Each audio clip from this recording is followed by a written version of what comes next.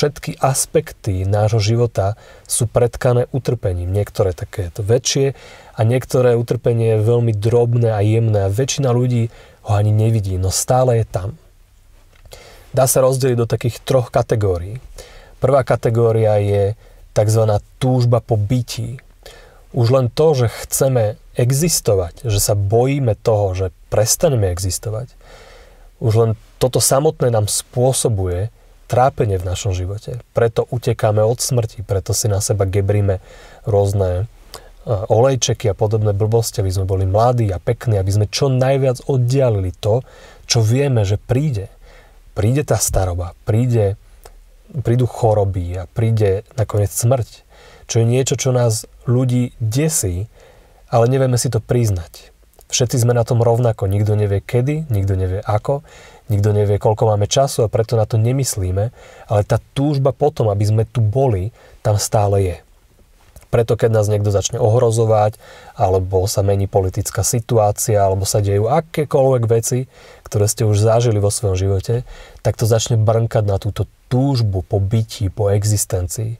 A ľudia potom začnú robiť veci, ktorými sa stále viac a viac zavrtávajú do toho bytia a stále viac a viac sa zavrtávajú a pripútajú k tomu, ako by chceli mať veci. No lenže veci nakoniec budú inak, než si my prajeme a než po nich túžime a preto trpíme v našej existencii. Niektorí ľudia to ale môžu mať inak. Môže tam byť túžba po nebytí alebo po inej existencii. To sú možno, že takí tí dôchodcovia, ktorí už na všetkým zlomili palicu a len čakajú na smrť. Skrátka túžia potom, aby táto ich existencia už skončila, už tu nie je nič pekné pre nás, už čakáme na to nejaké lepšie miesto. Môže to byť aj to, keď sa človek necíti, že je tým človekom, ktorým je, alebo je tým pohlavím, ktorým je, alebo skrátka chce byť niečím alebo niekým iným.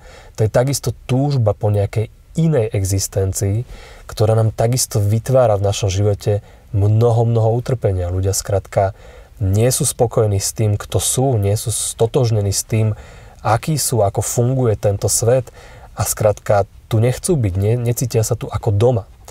A to je takisto túžba, ktorá spôsobuje obrovské množstvo nášho utrpenia. Ľudia si ale neuvedomujú, že to ide takisto z našich túžob. Tretia skupina túžob sú tzv. Túžby po zmyslových vnemoch alebo zmyslové túžby. Čiže to znamená, že chceme niečo vidieť. Chceme vidieť príjemné veci. Keď vidíme niečo škaredé, tak zavrieme oči alebo odvrátime pohľad. Lenže veci sú škaredé, vždy budú škaredé.